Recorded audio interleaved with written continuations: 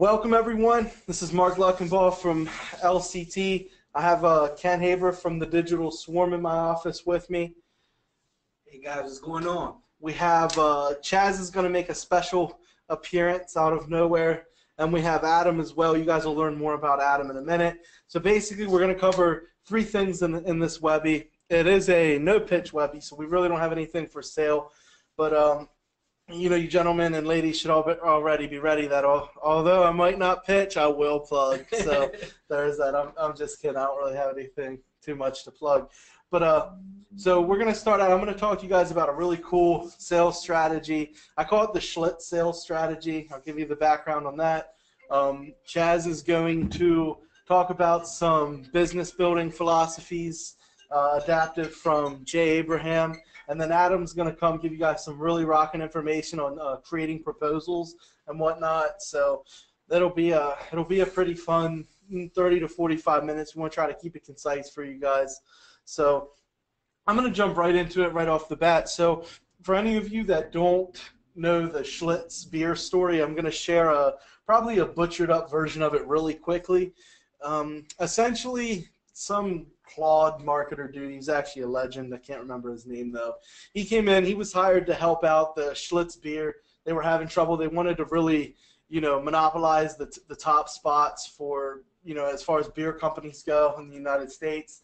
And they hired this guy and they gave him a walkthrough of the plant, and he was seeing the process of brewing, and it was incredible to him. They had like, and this is what I'm going to butcher, but they had like these massive wells they drilled super deep, so they'd be able to, you know, get a water that has a specific type of mineral level, and then they did like double filtration and had special freaking everything. I don't really know the brewing process, but for any of you that do it, it's actually pretty cool how they did it. And you know, he's looking at this stuff, and as the average consumer, I of course enjoy a beer every now and again, you know, and I don't know that process. So to me, it's like, wow, I didn't know this process, you know. So he's walking through and taking this tour of the Schlitz brewery, and he's like, guys, why aren't you talking about this? This is incredible. And they were kind of taken aback. They're like, it's nothing special, you know. This is how everyone brews their beer. And he was like, yeah, but not everyone knows this is what goes into it, right? Not everyone knows that the process, this intricate process, and in a lot of cases, that's how you got as the brands adopted this. I know a lot of times we might laugh and be like, oh, that's a real hipster brand or something, like those brothers that made the chocolate. And then they found out, I can't remember the company name, but they made this chocolate. They found out the chocolate was like garbage. Like, chocolate critics were like, dude, they're buying wholesale cheap chocolate, melting it down, repackaging, stamping, but the packaging was like 10 out of 10. It was like the best packaging you've ever seen for chocolate. And they said they invented these machines to make it, right. It was all BS. It was all marketing, but they laid out this like artisan process to make this artesian chocolate, right. And because of that, the price was like, it was insane, the price they were charging. So we're going to use that same type of process, that same type of ideology, I should say, except we're going to adapt it into our sales process. So you can market your business however you want. You can say, listen, we only hire, you know, engineers, developers, and the top experts, and they had this many years of experience. You can market your business like that, but a lot of people, you know, the line between marketing and sales kind of gets blurred. You can have the best marketing for your business to attract those inbound leads, but when you actually get on the phone or send a proposal, you know, that's when the sales process starts, and it's a little bit different. So I'm going to show you guys how I took this concept, and you know, I just call it the Shlitz strategy, but I took this concept and was like, how can I apply this, you know, to my business? So when I show this to someone, they're blown away, right? So I can differentiate myself between other agencies that might be selling, which, I mean, seriously, guys, how many people we have? We have a decent chunk. Throw me a one if everyone and their freaking mother isn't selling some type of local service these days. SEO, or it's arbitrage, or they're arbitraging websites or lead gen. I mean, how many of your competitors, throw me a 1 or whatever. If you're Neil, you'll throw me a 69. How many times are you competing with people who are like, wow, you know, I really don't think this is a real agency, right? But they're popping up rapidly. They pop up, they pop up. So we have to be able to differentiate ourselves, you know, differentiate differently. That was a bit redundant, but hopefully you guys understand what I'm saying. So I want to show you guys something, and this works on a lot of pages. Oh, I need to share my screen. Give me 1 second here, guys. Oh, I'm not good at GoToWebby. There you go. Can everyone see my screen? Just to make sure. You should be seeing the DS Fitness Hub site.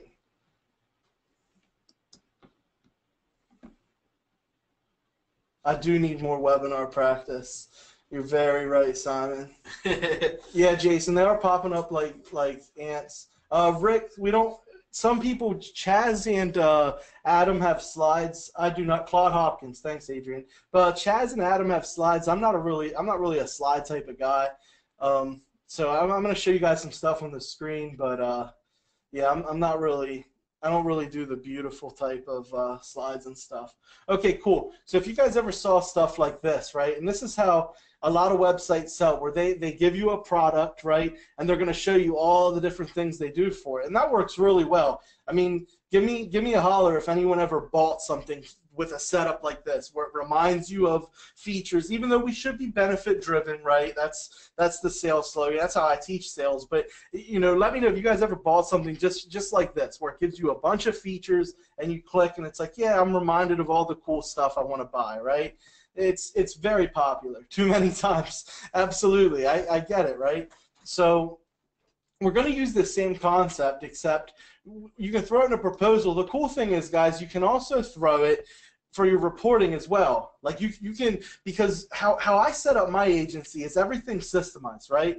And if you guys don't have the systems built, I really encourage you to get on with that. I did a really cool little strategy session. We're starting strategy sessions in a LCT each week. It'll almost be like a whiteboard Friday, except I didn't want to do what the Moz already did really well. So we're doing strategy sessions. I had a really good one with Stuart Trier, where we talked about creating processes and systems for your business.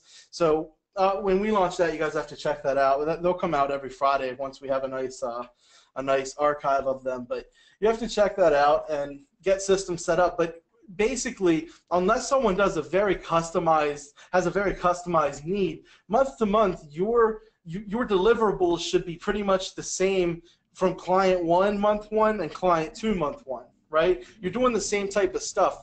One client might need extra site work. They might have a bunch of like 404s that you want to 410 and get out of the Google Search Console, or you know, it might be a complete freaking mess. They might have something's wrong in the I don't know, HT access, and the HTTP isn't redirecting to the HTTPS protocol, right? Like just specific problems you have to solve. But as far as link building and on page, for the most part, you're going to be doing the same type of thing. So if you can get a list of all the things you're going to do, and that's your productized process for month 1, then it's going to be really easy, one, for you or any salesperson to learn how to sell it really well, because they know what you're going to be delivering month 1, month 2, month 3, month 12, right?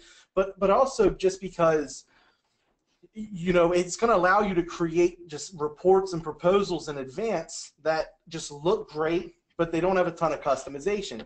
So what I want to do, and I'm going to show you guys really quick, I'm not going to deep dive as deep as I was going to, because I know all the LCT people, you guys are brainiacs. You guys don't need me to hold your hand too much. I just want to show you an overview concept. You'll be able to apply this to your business, and I'll be available in the group to talk to you about it if you have any issues, if you do decide to try it. So let me pop this Word doc up. Told you guys, everyone can see that okay? Told you guys, the aesthetics is incredible, right? Give me a 1 if you're just highly impressed with how much time I spent making this look beautiful. Sorry. All right, thank you, Heather. Heather's my only supporter on thinking about my incomplete Word doc looks beautiful. So a lot of times people, I get a 0 from Jeff. Ouch, Jeff. Amy's being awfully savage with the -1. That's okay, guys. That's all right. So basically, you see a lot of times people selling website design plus SEO, or SEO optimization, or web design and SEO, and that's 100% wrong. And there's 2 types of ways you can sell something if you want to sell really well. Okay, nice indentation. Thank you. Too small. Okay. Give me 1 second. Let me get the. Let me make it. Okay, that was obnoxious. Is that a little bit better? Everyone can see that. So basically, there's two ways you want to sell, and no matter oh god, some of these comments, Simon, you're terrible. There's two ways to do things, and if there's one thing I pride myself on being really, really good at, it's sales. I'm a closing machine. At least I used to be. I try not to sell as much as I used to. It's soul sucking. It's a very tiring process. But you know, and there's two ways to do it. You can, one, sell the benefit, and that's where you have people, qualifying the prospect, and they're saying, okay, listen, what's your life goal, right? And it's like you're selling to them on a deeper level. You're really, it comes down to the basic few pillars of primitive human psychology, where people want to survive, right? And you could give them a better survival because they'll be making more money. They'll be able to get a bigger house and bigger, cool things they can survive through life with. And people want like the basic needs. They want shelter, food, water, the urge to reproduce in a lot of cases, right? And that's why the whole like sex sells thing. And I mean, it's going to like the basic few pillars of human psychology. And that's good. So like, where do you want to be in life, Dr. So-and-so? And he's like, man, I'm in my practice so often. I want to travel with my wife and kids and everything else. And it's like, hey, I get it. So here's how my solution is going to help you travel more, right? And you're going to, you're getting closer to retire. You're going to feel 40 again because we're going to have you with twice as much work, but you'll be spending half the time at your practice, right? And that's just good sales. That's really good sales.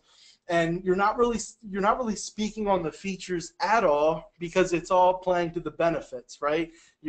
And that's great. It's a phenomenal way to sell, and I've made a lot of money selling like that. But then, once I read the Shlitz story really in depth, I was doing some Dan Kennedy stuff a couple years ago. I like Dan Kennedy, by the way. Some people don't like him. He's a little polarizing. I really like the guy. But, I was looking into some of that stuff, and, I'm reading it, and I'm reading his stuff. I'm participating in the programs, and I'm like, that's where I first really dove into the Shlitz strategy. And I'm like, it makes sense because on the phone we're selling based on these the psychological pillars, the primitive pillars of what makes people tick or what makes people make certain decisions, especially as they pertain to sales or consuming a product. But then I'm like, how many times have I looked at this website, right? And a lot of you, said the same thing. We looked at these websites with these feature boxes, and like then it doesn't say you're going to spend more time with your kids with our product, right? You start to run in, that's more of like an IM type thing. A lot of places, they sell based on features because at the end of the day, if you're looking for, a new call tracking, platform, and you don't want to like, this call tracking platform is going to allow you to spend more time with your family. It's like, come on. Like that's a disgusting extrapolation to have on a website, right? On a phone sale, maybe you feel the guy out, you want to try to sell like that, that's cool. But on a website, you're not going to see that. And there's so many just productized software services that do extremely well. And they're sold with a feature list, just like I showed you guys earlier. So what I started, playing with, tinkering with, if you will, was taking this basic thing where, listen, we do web design or SEO, right? Or we do, lead generation. We're going to get more leads for your business, right? Stuff like that. And I started saying, if we start breaking this stuff out, we're going to look so different because every Tom, Dick, and Harry is saying the same thing we are right now. Even, if any of you guys saw that, and I'm not saying I invented this or, was the innovator behind this by any means. I definitely helped popularize it, if anything. But if any of you guys saw that stuff where it's like, we'll get you your first call in 7 days, so your money back, right? And that was a lead gen strategy where I had people generate calls using, where you can use Craigslist or AdWords, whatever, and that would get the leads flowing while you're doing the SEO. So they're happy you're making some type of profit, and you're reinvesting the profit from those into the SEO. So essentially, you can back off of the paid ads or upsell additional leads, right? And then it got modified. I know ClickSgeek used it. They had a lot of success. I think they changed it to like a 21-day or a 14-day. Calls within 14 days or your money back or whatever. and stuff like that. I mean, you can use that, but do you know how often I see that now? Yeah. Like, that was really cool. Like, when I first started using that, not many people used it, and now it's like that's a really popular pitch for AdWords. And anyone see that Facebook? Give me a one if you saw the Facebook ad where they're offering to like take on your account for free and get you results first before you pay. Did anyone see that? Yeah, I guess you make them a manager and they optimize, and they'll either get you cheaper leads or start getting you leads. I can't remember the exact pitch, but it's like, yeah, Shane, you saw that, Ed? Yeah. So to compete with that, I mean, you can do that. You can mimic it. You know they're having success with it. It looked like they were really, putting some shit behind those ads. And you can even modify it. You can be like, oh, now that's cool. That guy's doing it. I'm going to step in and do the same thing, except if I don't get you cheaper leads, I'll give you $100, right? You can start doing this insane risk reversal to kind of outperform them. Use the I blame Dan Henry. Yeah, so basically, and you kind of use the Jeff Bezos thing where it's like, if you're willing to pay more, risk more to acquire the client, you're going to win. And that's fine. You can do that, right? No big deal. But there comes a time when you need every little trick or tip to differentiate yourself as possible. So when you start selling something, it's a very simple strategy. I guess it was a little long-winded for as simple as the explanation ends up being. But none of you guys ever thought I was long-winded, so this is a surprise for you. Get a roof. Yeah, get a roof, and we give you. Was it £5 a pot? Or I thought it was somebody. That was in Denver, right? That was that was insane. I wonder how that actually converted. Did you see that ad? No, I haven't. Yeah, they would give you like, what was it, a pound, an ounce, or a pound a pot or something if you got a re-roof. That was ballsy marketing, though. Yeah. You're going to really polarize. You're going to turn a lot of people off with that. And then in Denver, are you really turning people off with that? I don't know. That was ballsy. They're ballsier than I am. But anyway, so here's kind of the background of what we're going to do. You're going to take something, okay? I'm going to run through this real quick. It's pretty self-explanatory. I'm going to give you a quick example how to do it with another business. Then I'm going to pass you off to someone else just because I took up enough of you guys' time. What is it, Wednesday? It's Thursday. It's almost the weekend. You guys don't want to sit and hear me all day. So $500 worth of pot. They gave a gun away the time before. Oh, that's funny. Okay. So basically, instead of saying, listen, we're going to sell you website design, I'm going to make a map like this, and I'm going to start busting this out. And if any of you guys really are like, yeah, I want to really play with this, give us a holler, and I'll actually give you some of the copies of the ones we've used. This is something I threw together quick. Doesn't have our branding on or anything. But so we're going to do it like coded for mobile responsiveness and mobile conversions, right? We're going to add in some site speed stuff, and then you can subcategorize and say, listen, we're going to do image file size optimization with lossless quality. We're going to get your cache set up, and you're basically going to list out all of the features. So instead of saying, listen, I'm going to charge you guys $1,000 for web design, it's like, not at all, sir. I'm going to charge you $1,000, and I'm going to do $5,000 worth of work. Just look, right? And even in a really well thought out proposal, I want to take these things. I bullet point it just this way because I don't want to sit and have a paragraph of writing in here, right? Like we don't want to have a 50-page. Simon, that's terrible, man. If you talk long enough, you'll be on the Friday Webby. That's messed up. I don't get any love in LCT anymore. It's all savagery. But I don't want people reading a 30-page thing. But if I have a big page or two of bullet points of what they're going to get, very concise, I'm available to answer any questions about it. And that essentially, a lot of people say, and this is coming from someone who closed a lot of sales. I typically want to tell people, listen, don't confuse the person. Okay, you don't want to confuse them. But at this point, it's almost like an overload. Like you're crushing them with just everything you're going to do, and you're just going to, when they set you up against every other proposal they have, you're just going to outperform. It looks like you're doing 5 or 10 times the amount of work for a competitive price. Or at this point, you can even increase your pricing, right? And this was just a this was just a quick outline. We started doing one of the sites because this is what one of our top resellers for the digitalswarm.com, where we sell wholesale websites. Here comes the plug. No pitch, just the plug. Don't forget it, guys. No.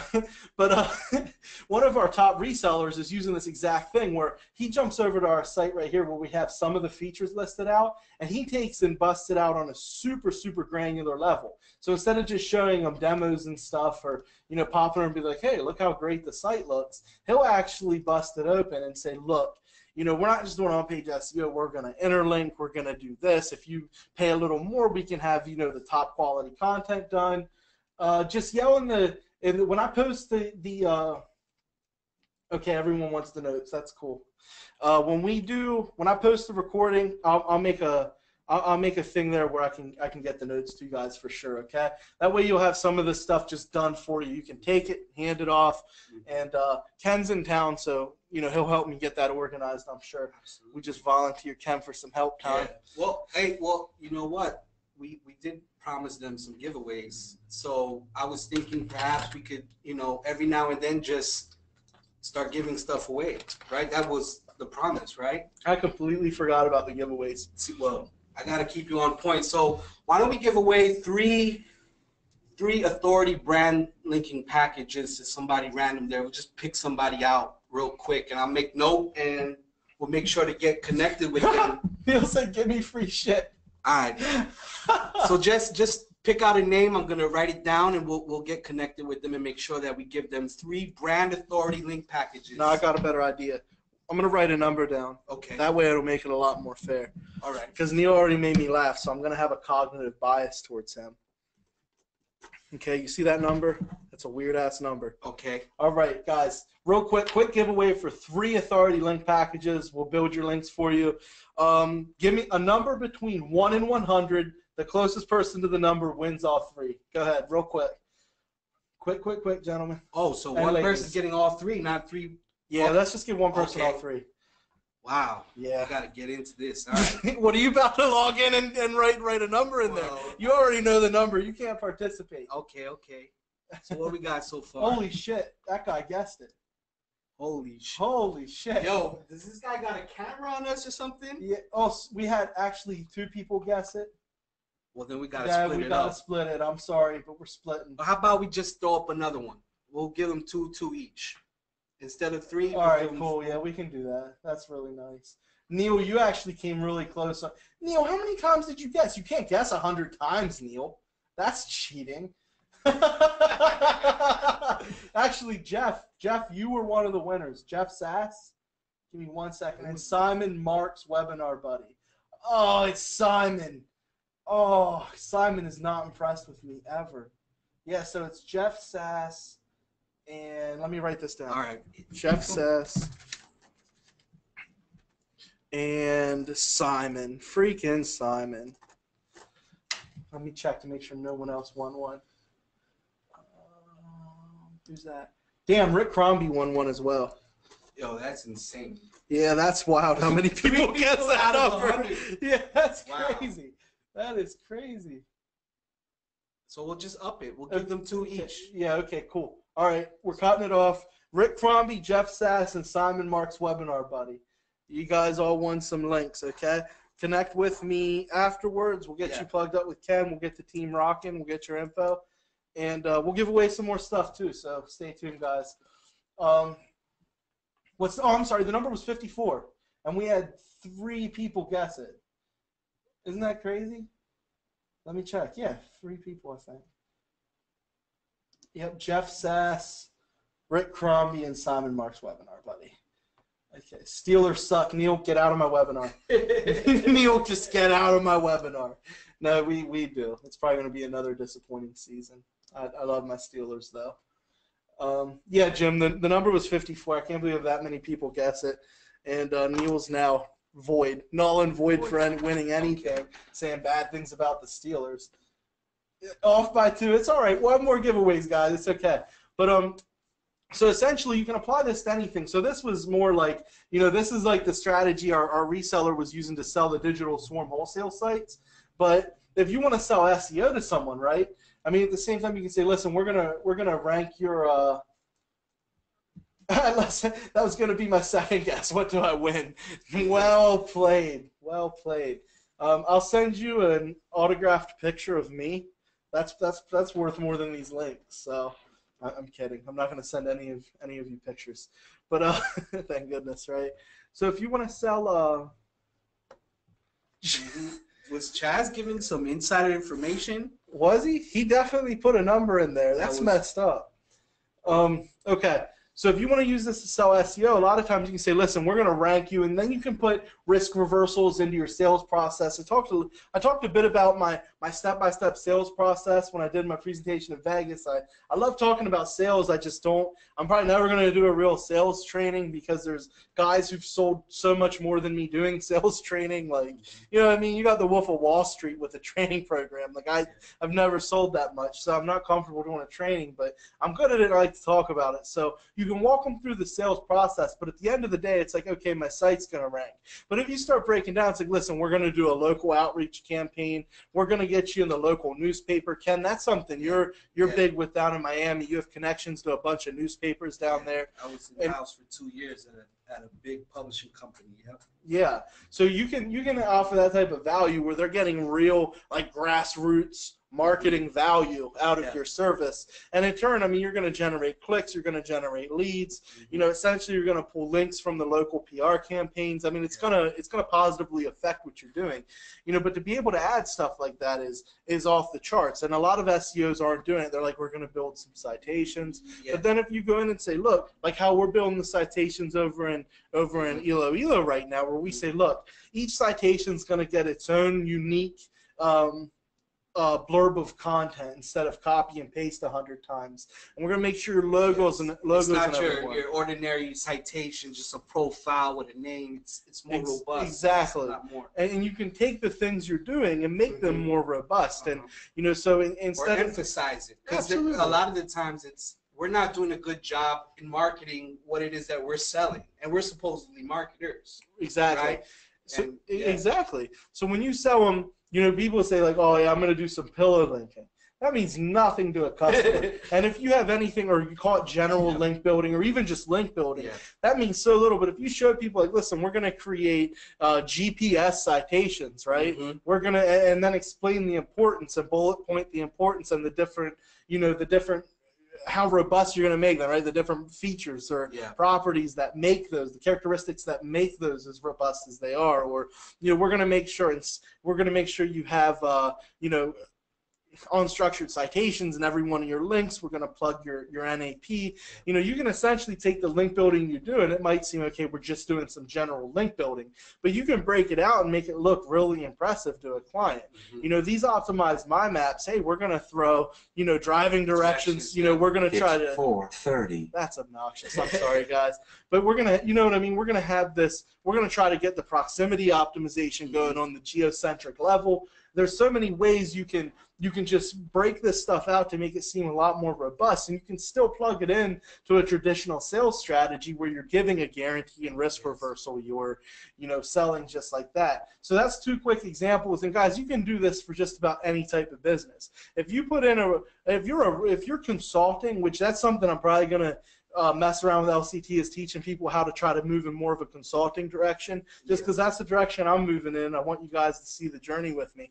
But I'm done dealing with SEO clients. Sort of like Brian Willey, essentially his most famous thing, saying you're not your web guy, you're your marketing partner, and you have to position yourself that way, or else it's comparing apples to apples, right?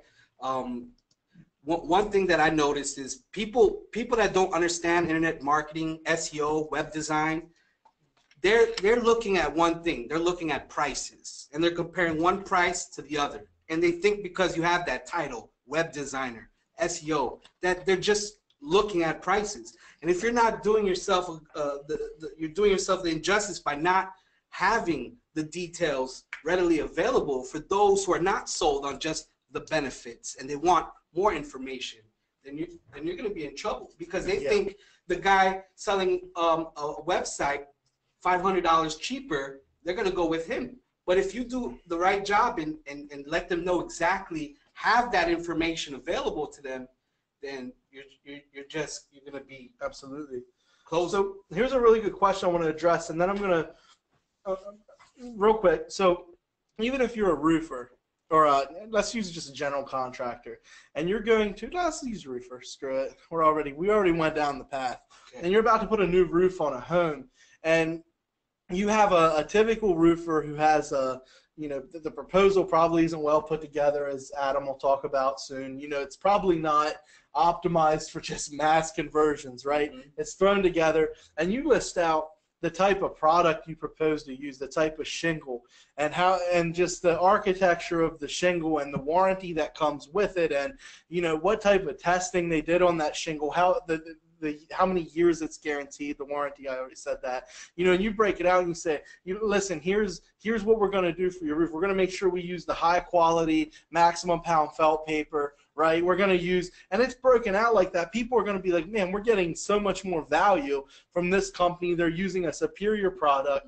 Mm-hmm. They're providing us a superior service that makes the competitors that are probably priced right around the same way look massively inferior. I guarantee the conversions are going to go through the roof. So here's a cool question from Simon. Then I'm going to pass it off to either Adam or Chaz. But this is a really cool question. How do you sell this to Billy Bob the plumber?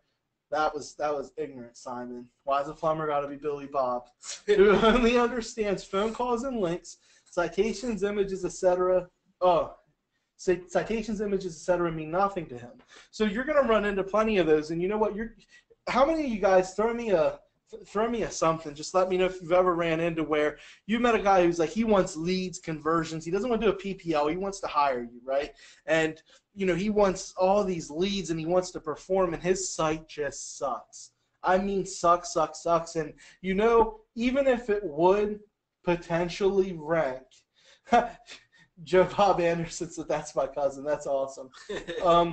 Even if you would potentially get that disgusting thing to rank, people are not going to convert. They go and it's like a picture of like him with his kids on the front, and it's like, this is a plumber you can trust. And it's we're in a realm, we're in a digital ecosystem right now where even local businesses are getting, and sometimes it might be because of marketers like us helping them, but they're getting more savvy. They're using social. They're up in their game. So the sale explaining to that person why he needs a new site and why he needs certain things, it's honestly probably not gonna change that much whether you have this Shlitz system implemented or not. It's still gonna be, you're dealing with a knucklehead 9 times out of 10 who doesn't want to change anything. He paid like $500 for that site back in '98, man. You're not gonna tell him that site's no good, right? So this is something, I'm not saying you should trash your current sales strategy. I'm saying implementing this is going to do more good than, right? Know when to pull that out. Exactly. And implement it. Because there's a lot of customers that are going to look at the features that you're offering. The benefit, the phone calls and stuff is always cool.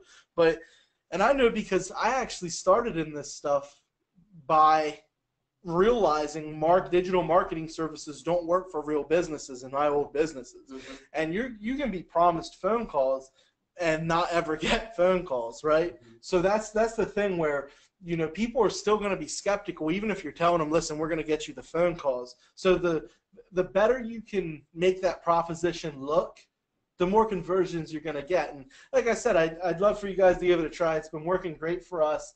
And at the same time, you can take all of this entire note that you break down, this entire paper, and turn it into your reporting as well. And when you send out your monthly reporting to people, they're going to be like, holy shit, I couldn't hire employees to do this much work for anywhere near this amount of money. You can have it templated out as you go through your months and just start, hey, to you it's link building month 2, but have a template written out of the detail, and that's a tremendous amount of work in his eyes. Absolutely.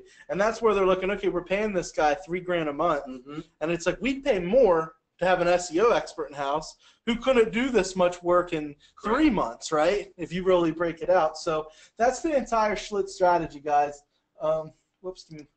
Told a pizza guy with an old website, having a site with no visibility is like being left out of the phone book in '97. He got that. That's a good one, man.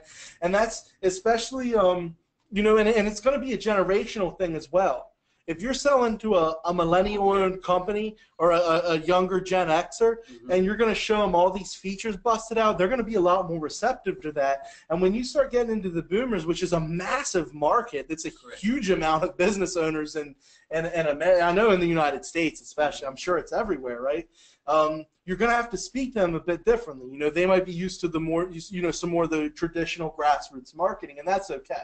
So that comes down to qualifying and knowing your, you know, so you gotta be able to read your client at hand or prospect at hand, and know which direction. There is no set in stone method to close anybody. Right. But I feel as if people are not prepared to have all of these details listed out properly, then they're doing themselves a disservice. Absolutely, and that's the thing. If I'm selling to a boomer, you know, I'm gonna look, man. I understand, you know, that some of this stuff might seem a bit esoteric. There's some technical jargon. I'm gonna make you more money. I want to grow your business, right? Now, if I'm speaking to one of you guys from LCT and you say, look, what's up with one of these packages on Web 20 or the Digital Swarm? I'm going to speak to you guys a lot differently, right? Because I need to show you guys the features a lot differently, and that's just knowing your audience. So Shlitz strategy, break your stuff out into very, very specific details. You can create reporting templates with it, and you have that in your back pocket to be like, boom, here, let me add this into my proposal or email this over. And you're prepared every time. Exactly. And you're going to look like a rock star. Readily available. And you only need to do this once. You productize your service and bust it out like this once, and you'll have it in your back pocket for the next infinite amount of sales that you'll do. So I took up way too much time. We're going to pass it off to, it doesn't really matter. Do you guys want to hear how to do proposals next, or some really wicked Jay Abraham stuff from Chaz about business growth? Well, both are going to be wicked. I just like tried to put, I'm like, no, that's messed up. The way you described it right there made it sound so much more appetizing. Exactly. All right, so we're going to pass it over to Adam. He's going to talk about some proposals, and we'll finish up with Chaz talking about some business growth stuff. All right, give me 1 second to do this pass off here.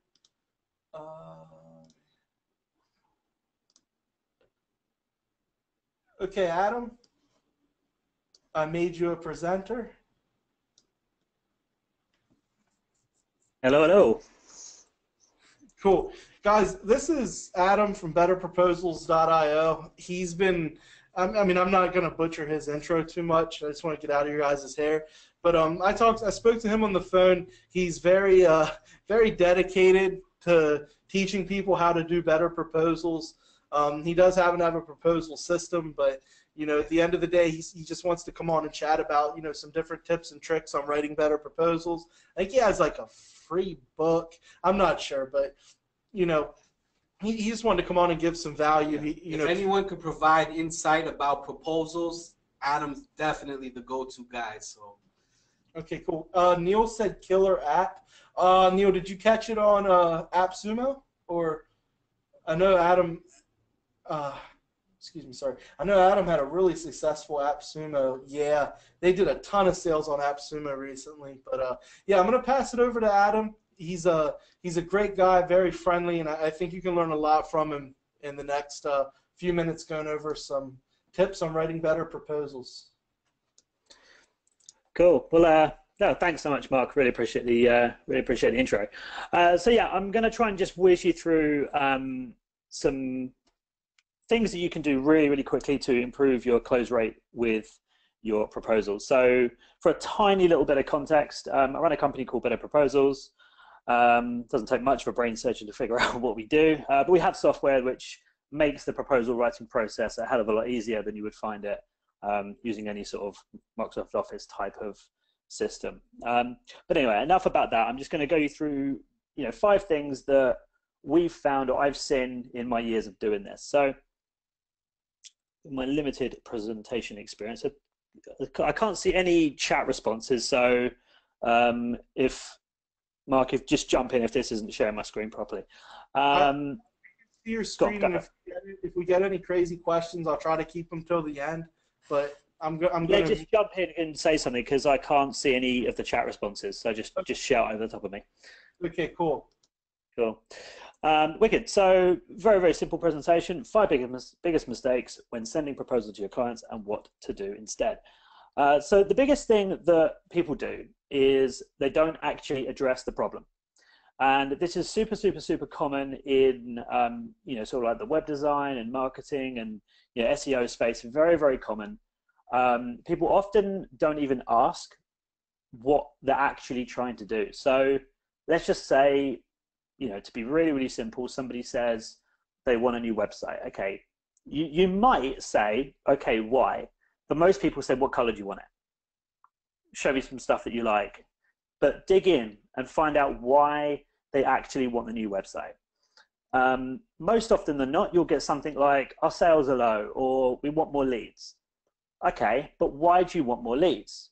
And it's interesting when you go down this line of questioning, because what happens is you find out a hell of a lot more about how to actually close them and what will make them actually go ahead and choose you instead of someone else by going down this line of questioning.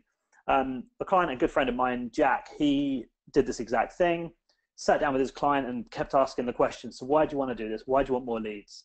And in the end, the guy said, to be honest, Jack, I couldn't give a toss what happens 6 months from now.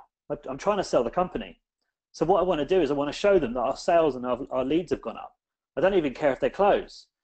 Well, that just changes the entire complexion of his entire offer. So always ask this question and don't take their first answer. Keep digging a couple of times, probably to the point where you're starting to feel a little bit uncomfortable, and you'll be incredibly surprised as to what information that they actually give you. And then on the flip side of that, actually talk to that problem in the proposal itself. Don't talk about the leads they're going to get. Do obviously do that, but talk more to the real problem they're actually having or their real situation. So that's the first thing. Second thing, super, super, super big thing that people keep doing when they're selling websites and generally techie stuff is crazy overuse of jargon. Now, I'm not going to take up too much time on this slide. I'm just going to give you a really, really, really simple way to go about avoiding this. The first thing is don't use acronyms. Excuse me 1 second, Adam. Simon's saying he can't see your screen. I can see it. Can everyone confirm they see Adam's screen? It says mistake 2, don't use jargon in your proposals.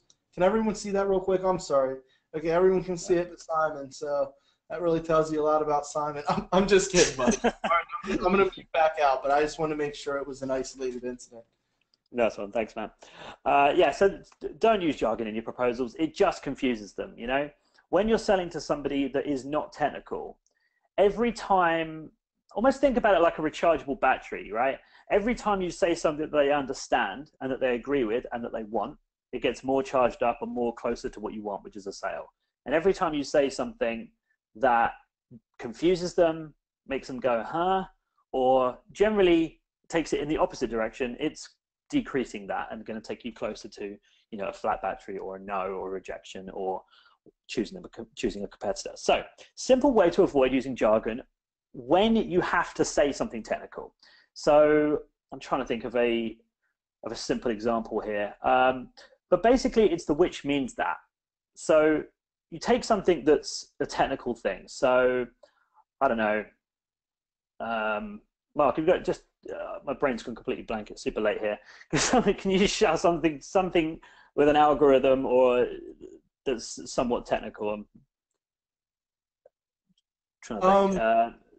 I mean, I guess you could just go with, for instance, a lot of these guys are in the SEO space, so you could say, I imagine what you're.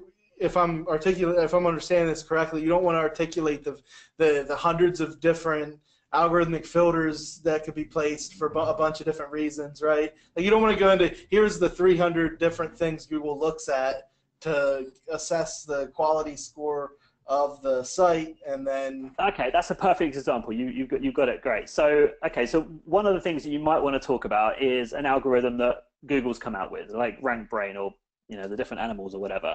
Don't mention that stuff. But if you do have to say it, you just say the thing, put which means that, and then answer that question. So say you wanted to say RankBrain is important, right? Which means that, and then you answer it. So what that does, and then you just take that second part and you just use that, because that's the bit that the client's going to understand. the if you stick with jargon, you're just going to confuse them. But if you use this which means that method, then it gets you closer to what they're going to understand and just slightly further away from those sort of jargony, algorithmic words that are mostly going to go over their heads. So try and avoid jargon where at all possible. Mistake number 3, giving up the price too early. Now this is something that we were kind of all taught in sales really at some point, is take them through a demo, take them through what you're going to do, and then tell them the price. But here's something that people do, which I don't understand why people do this, but it's really, really common whenever anybody comes through on support for better proposals and we have to jump into their account. It's so common to see the email that they've sent their client and they've put the price in the email. So this is before they've seen the proposal, before they've seen any of the value, before they've seen all of the cool stuff that's, obviously that Mark, you covered earlier, all of that amazing sort of value-added stuff that you're going to do. Before you've seen any of that, they've seen the price. So now everything that they see after this is being judged through this filter of knowing what the price is. Now that can be a good thing. And I know that Grant Cardone talks about this an awful lot. He says, get the price out up front so you actually know what you're talking about. And there is pros and cons for doing this, but I think it's great to do that if you're on the phone with them or if you're in person, because you can read their body language and you can adjust and all that kind of stuff. But if you're sending a written proposal, you don't have those advantages and that sort of leg up, if you like. So keep the price to the end and keep it concise. Don't split it up among different features and things like that. Just keep it clean, keep it concise, and make sure it's easily understandable. A good little simple trick here is like ask somebody that's not technically related to your business, doesn't understand your pricing, if they understand it. Is there anything here that's not clear or could be explained in a clearer way? A girlfriend or a parent is quite a good one. Just don't ask the dog. It's probably not going to give you a great response. So that's the price. Don't give it up too early and keep it nice and clean and concise. Mistake number 4 is not explaining the next steps. Now, this is probably one of the biggest and easily fixable things. It's insane how many proposals I've seen in my time where even if I wanted to buy, I couldn't because I literally don't know what to do next. Do I print this thing out and sign it and send it back? Do I email it with, yes, please go ahead? Do I get a pigeon and attach it that way? I mean, like, what do I do next? And I know that it can sometimes seem really, really insulting to explain to people what to do next. But actually, what happens is that you just make it nice and easy for them. It removes the thinking part. They're already brain dead enough. They've been reading this thing. They've been trying to process whether they're going to go ahead with you, whether they're going to use this guy or that guy, and they're going to use you, and they're finally committed. The last thing you want them to do is have to figure out how to buy from you. It's hard enough. Don't make the giving you money part difficult. So a simple way to get around this is just to purely have a section or a page or whatever you're doing called next steps. And then on there, just list out the 3 things that they need to do or that are going to happen next. So typically it'll be something like digitally sign the document below by typing your name and pressing approve proposal. Number 2, we will call you or we will arrange a call to go through the particulars. Number 3, we will invoice you for 50% or whatever the situation is. Don't continue to write out this entire process. That's a separate part of your proposal possibly. But just keep it very simple. Anyone can get their head around typing their name, receiving an email with a date and time on it, and receiving an invoice. They're easy things to get your head around.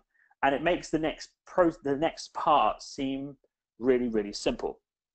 So make sure you do that and don't leave it off. It's vital. And the last is don't do this as a PDF. Now, it's 2017 and we're over halfway through it. PDFs have done us well. They've been good to us, but they are no longer any good.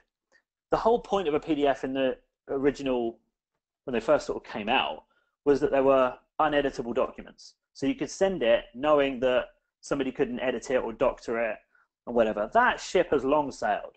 The whole concept of a PDF is long gone. If you open them up on any sort of phone, they're not responsive. They can't be.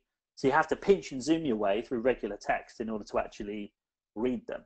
So if you send your proposal as a PDF, and knowing the email is opened, what's it, 70%, 70+% is open on phones and tablets over desktop now, there's a good chance, a very good chance, that your proposal is first going to be viewed on a phone. So if it doesn't look like it's designed for a phone, their first experience is a negative one. So my advice to you is, whether you use our software or whether you use this as inspiration to go and look for some other software that might be perhaps better suited for your business, that's absolutely cool. But try and do a little bit of research into some online proposal software and send these things actually as an online document. Now, some people can do this with WordPress, and that's fine. I think that it's an incredibly time-consuming method of doing it, which is partly why we built this software in the first place. But sending it as a PDF is never going to produce that really, really nice experience. And even if Apple designed a PDF, it's still a PDF. We've seen a million of them. It's kind of boring. So I would say avoid sending it as a PDF. There's a lot more advantages to sending web-based proposals over PDFs. They're more interesting. They're more engaging. You can do more with them. Visibly or visually, they look better. Depending on which service you use, of course. But if you look at any of the proposals that people create with our software or whatever, they're visually interesting. They're not something you see very often, and they look more like mini websites purposefully designed for your client than they do, a boring document. So give that some look. I'm not going to give you some sort of go and try our stuff. Have a look at what our stuff does and use that as a little bit of a sort of a launching pad, maybe, for you guys to look into sending your proposals online rather than with a PDF. And one last major benefit of doing this sort of thing web-based is, you can get people to sign the proposals online, which speeds up your sales process massively. And secondly, this is something that we've worked on, is we've recently integrated Stripe payments, so people can then take a card payment from the person who's just decided they want to go ahead with you. So not only are you speeding up your sales process, but also you're collecting that money faster and getting that in your bank quicker. I can't speak for other services, but that sort of thing is out there. So if that's something that's of any interest to you, then I'd highly recommend 15 to 20 minutes of a bit of Googling and look into that, whether that could be worthwhile for you. But anyway, I hope that's given you guys some ideas and helpful. And yeah, I don't know if there's anything else, Mark, but other than that, I'm done. Yeah, that's awesome. Anyone have any quick questions for Adam? If not, we have a couple more big giveaways, actually huge giveaways to give away, and we'll get on to Chaz's presentation in about 10 minutes, and we'll wrap it up for you guys. Short and concise in 15 minutes. Thanks, Adam. Mine was not short and concise in 15 minutes. All right. Give me 1 second here, guys. Real quick, we're going to do a couple huge giveaways real fast, so I need you guys super attentive. We have to move quick. The recording is going to be gone in like 11 minutes. So first off, we're going to give 2 one-hour consultations away. One is a local SEO consult with Chaz. The other one's a consult with me about whatever the hell you want to talk about. I'm a jack of all trades. Can I just jump in? Can I give away a year's better proposals? Yeah, you can give away whatever you want. All right, real quick. Well, you've got 2 there, and you did 3 earlier, so... we have 4. So however you want to... We're not done yet, Adam. We got some more stuff. Yeah, we have the grand prize. All right, so listen, real quick, I have a number written down between 1 and 100. The closest gets the year. Oh, hurry. Oh, hurry, guys.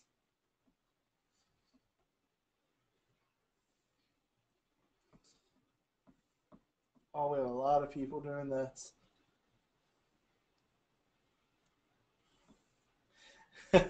How many can you give away?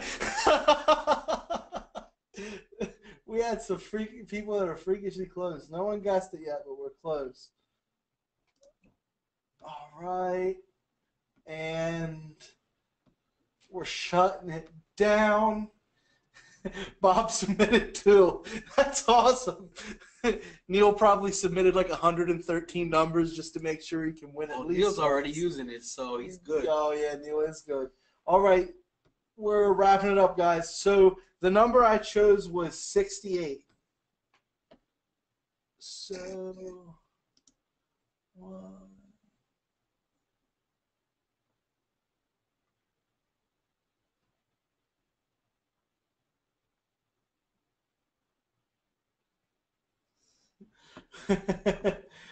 We actually have 6 winners. So listen, man, let's work something out, Adam. I'll cover the other 5 or whatever. It's not even a big deal. Let's just work it out, and we'll give everyone one that won. All right. All right, cool, man. All right, we'll work it out after the Webby. I'll split the difference with you or whatever. All right, you got it. I won't treat you half as bad as AppSumo might have. I'm just don't think anyone can. Inside joke. All right, so the 67s and 69s, you guys won big time. Wow. So we'll connect with you guys and get you the free ish.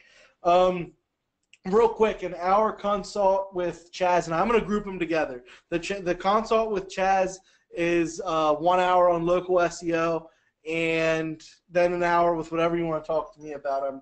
I'm pretty wicked about a few things, so I could be of good use to you.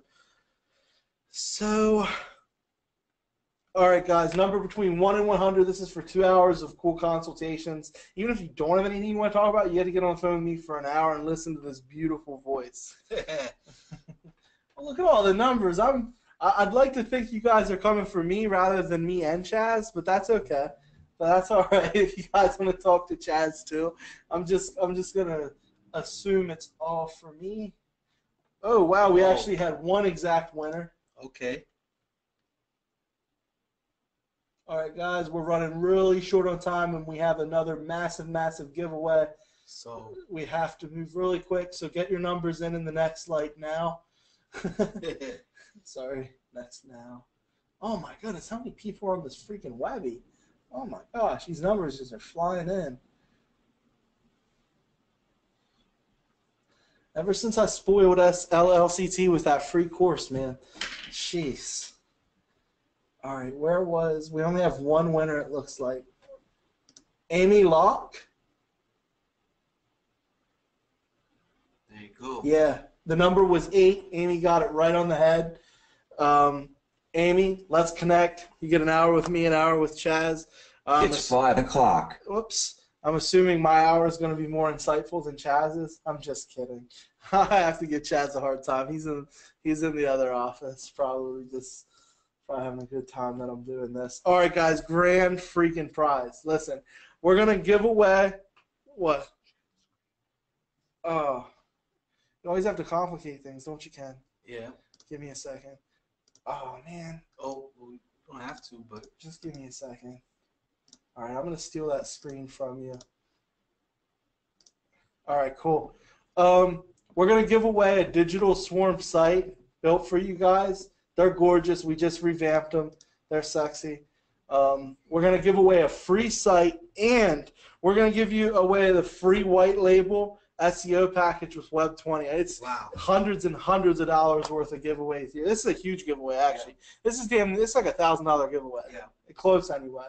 So how are we going to do this one? I need to think of a really cool number. So we got a local site, and we got a Web 20 white label SEO package. wow. All right. Number 1 through 100, let's rock. And we have to do this real quick because Chaz's presentation time is getting killed here.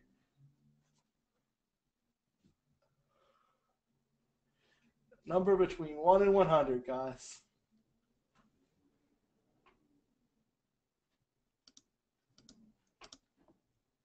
Oh, shit. We have a bunch of winners. Oh, my God, we have a ton of winners. I feel.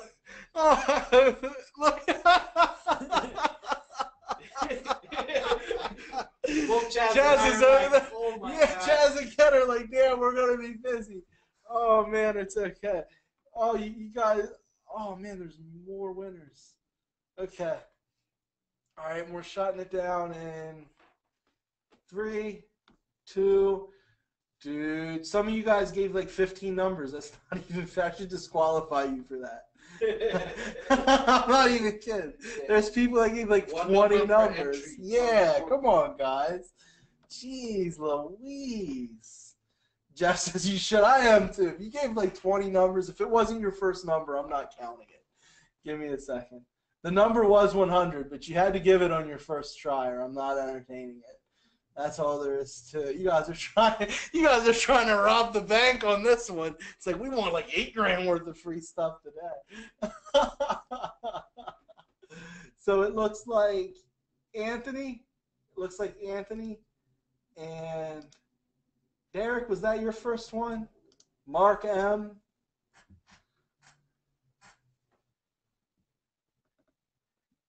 I think that was the only one who gave 100 on their first try. So we're giving out 2 then. Wow. If you gave 100 on your first try, yell at me. I'll double check while Chaz is doing his presentation. But if you gave 100 on like your 15th try, you definitely you don't get 15 entries for the grand This wasn't prize. a $2,000 giveaway. This was worth a lot more than that. Yeah, it ended up being, but Okay. that's all right. Hey, if you gave 100 on your first try, yell, okay? And okay, Mark, thanks. Yeah, 100 on your first try, yell, and we'll make sure you guys are taken care of. If it was your 56th try, unfortunately, we're not going to be helping you out today. I'm going to pass it over to Chaz. He has a really cool presentation about building your business using J. Abraham philosophy, and he'll finish out the presentation. Thank you, everyone, for coming. And passing it to you, Chaz, and I'm going to mute.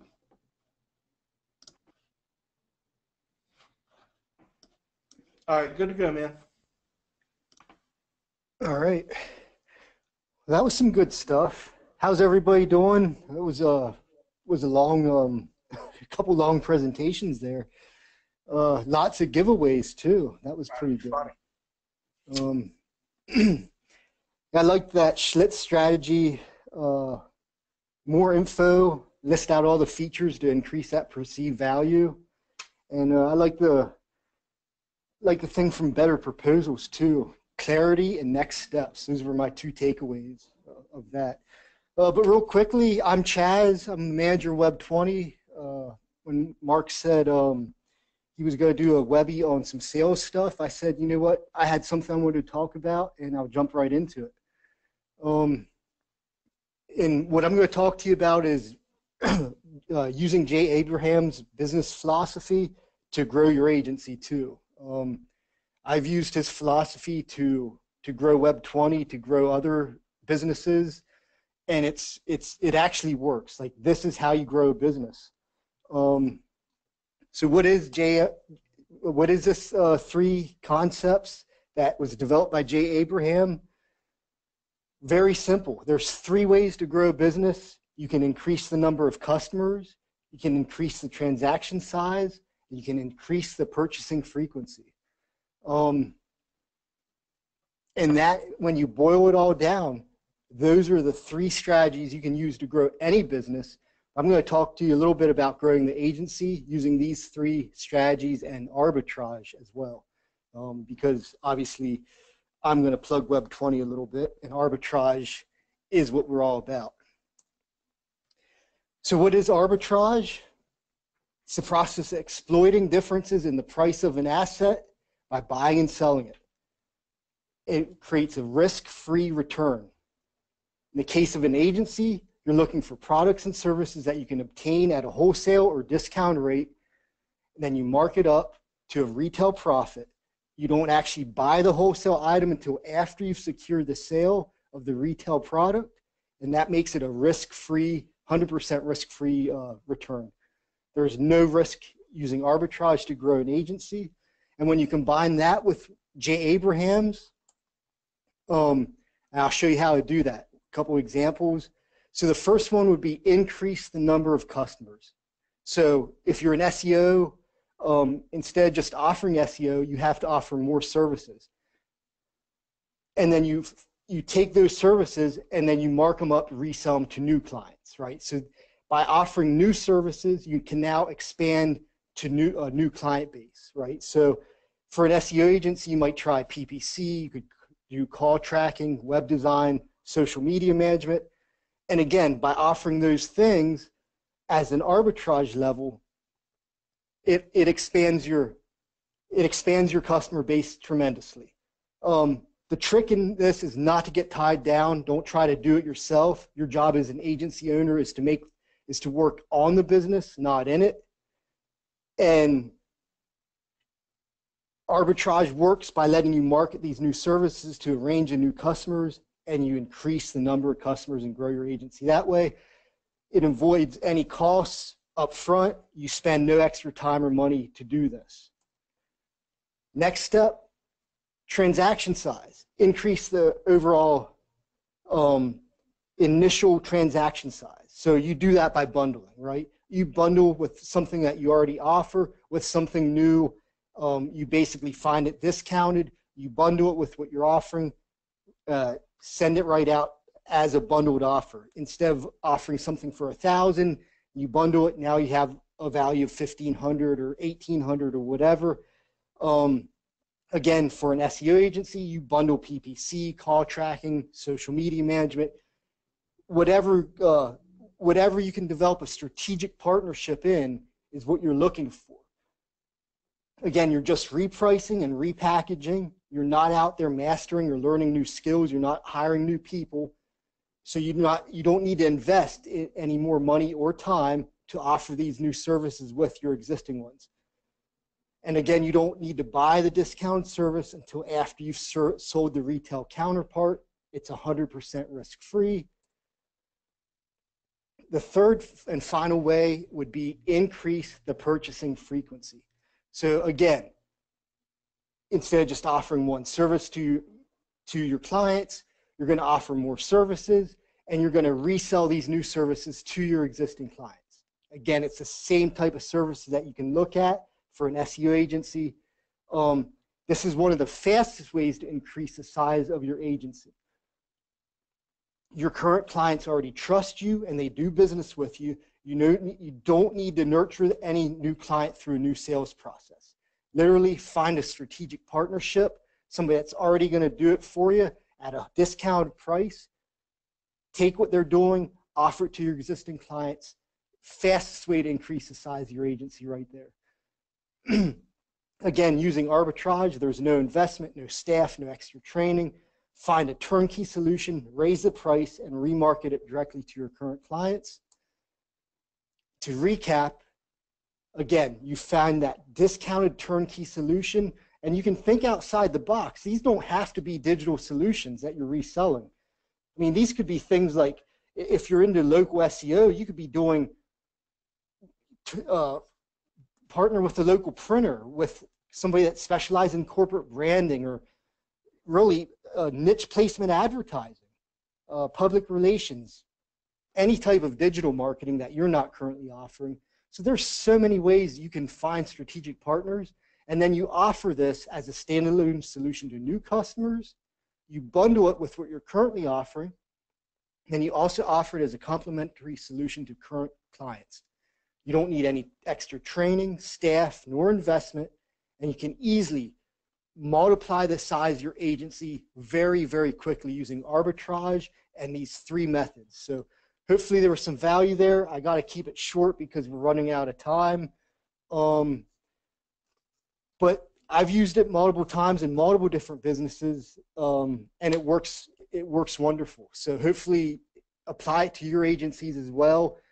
See where you can find strategic partnerships at, turn around, remarket, and grow those agencies. So I'm going to pass it back here. Again, Chaz with Web 20. Hopefully I didn't butcher this, this presentation too bad.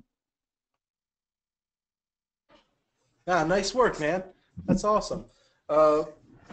That's along the lines of, You know, we really adapted that philosophy. I know I talked about that a little bit in Vegas, and you know, it's definitely a great growth tool for businesses. Thanks, Chaz, said Jason. SaaS is a great recurring service. Absolutely. Thanks, Chaz. White label and partnership are great time savers. Yeah, absolutely. And it's the easiest way to make money without, because trust me, we create new services and products, and we scale the infrastructure and the teams to do so. And it's, I mean, Ken's constantly flying a few times a year. He spends a large amount of his time over at the other office. Half of the year. And we spend a lot of time in this office, and it's even once you have your processes and systems built, you're constantly optimizing them, refining them, hiring, firing. So, you know, I'm not saying that's not a good way to go, but you definitely don't need to go that way in order to increase your revenue by offering other products and services. So that's awesome. Chaz brings home the bacon. Chaz is okay. He's an all right fella, you know. He sure is. But listen, guys, we're going to wrap up. I wanted this to be like a 30-minute thing. We ran an hour 5. If you guys have any questions, listen, me and Ken didn't eat yet today. We're going to go grab some dinner. I'll post a link to the recording. And in that post, if you guys have any questions, let's chat. You know, I'm happy to jump in and speak